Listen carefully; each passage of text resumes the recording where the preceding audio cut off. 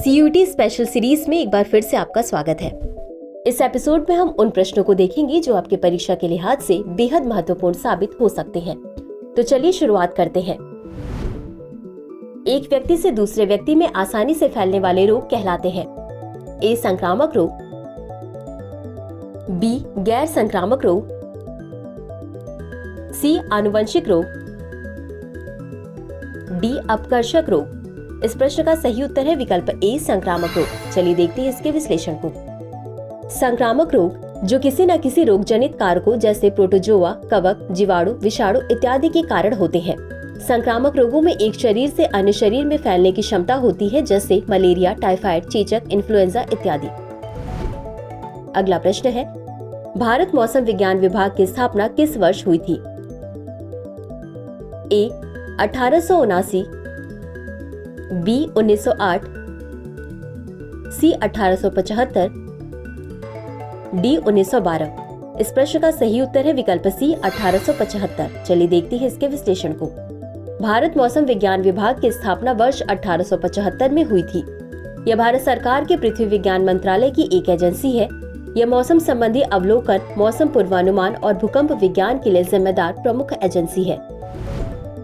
अगला प्रश्न है, आपदा प्रबंधन अधिनियम किस वर्ष अधिनियमित किया गया था? ए 1995, बी 1999, सी 2001,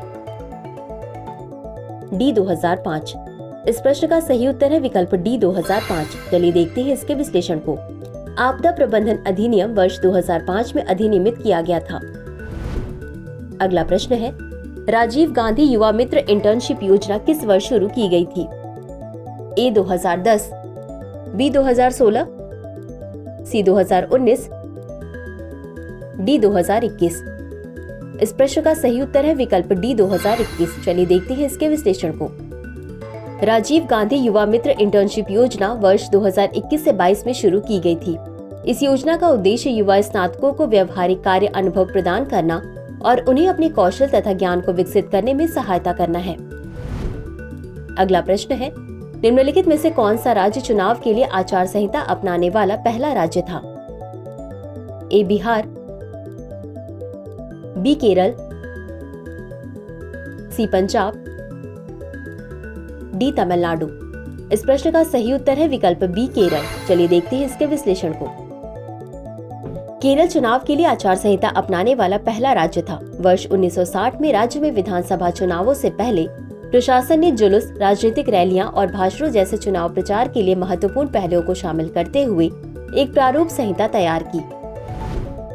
अगला प्रश्न है, रामप्पा मंदिर निम्नलिखित राज्यों में से कहां अवस्थित है? ए आंध्र प्रदेश, बी तेलंगाना, सी कर्नाटक, डी केरल। इस प्रश्न का सही उत्तर है विकल्प बी तेलंगाना। चलिए देखते हैं इसके विश्लेषण को। श्री सीता रामचंद्र स्वामी मंदिर तेलंगाना के भद्राद्री कोठागुडेम जिले के भद्राचलम शहर में स्थित श्री राम को समर्पित एक हिंदू मंदिर है। यह गोदावरी नदी के तट पर स्थित दिव्य क्षेत्रों में से एक है और इसे दक्षिण अयोध्या के नाम से जाना जाता है। अगला प्रश्न है, निम्नलिखित में से उदयपुर शहर का संस्थापक कौन था? ए राणा प्रताप सिंह, बी राजा मान सिंह, सी राजा अमर सिंह या डी उदय सिंह द्वितीय। इस प्रश्न का सही उत्तर है विकल्प डी उदय सिंह द्वितीय। चलिए देखते हैं इसके विश्लेषण को।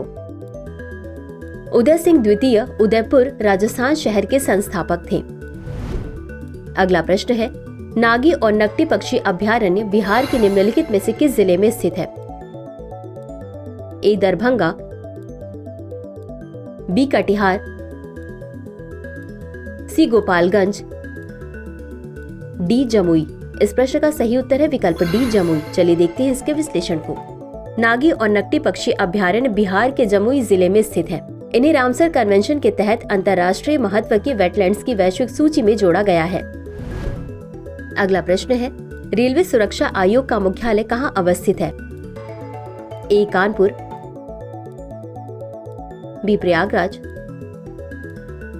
सी लखनऊ, डी दिल्ली। इस प्रश्न का सही उत्तर है विकल्प सी लखनऊ। चलिए देखते हैं इसके विश्लेषण को। रेलवे सुरक्षा आयोग एक सरकारी निकाय है जो देश में रेलवे सुरक्षा प्राधिकरण के रूप में कार्य करता है। यह रेलवे अधिनियम 1989 में निर्दिष्ट निरीक्षणात्मक जांच और सलाहकारी कार्यों के साथ साथ रेल यात्रा एवं संचालन जैसे सुरक्षा मामलों से संबंधित है। इसका मुख्यालय लखनऊ, उत्तर प्रदेश में है। अंतिम प्रश्न है, कान्हा टाइगर रिजर्व कहाँ स्थित है? ए मध्य प्रदेश, बी उत्तराखंड, सी उत्तर प्रदेश, डी बिहार। इस प्रश्न का सही उत्तर है विकल्प ए मध्य प्रदेश। चलिए देखते हैं इसके विश्लेषण को। कान्हा टाइगर रिजर्व मध्य प्रदेश में स्थित है। यह मध्य भारत का सबसे बड़ा राष्ट्रीय उद्यान है। तो चलिए अंत में देखते हैं आज के अभ्यास प्रश्न को। भारतीय संविधान के अनुच्छेद 279 ए की धारा 1 के अनुसार वस्तु एवं सेवा कर परिषद का गठन किसके द्वारा किया गया था? ए राष्ट्रपति, बी प्रधानमंत्री, सी वित्त मंत्री, डी इनमें से कोई नहीं। इस प्रश्न का उत्तर कमेंट बॉक्स में जरूर दें। आज के लिए बस इतना ही। धन्यवाद।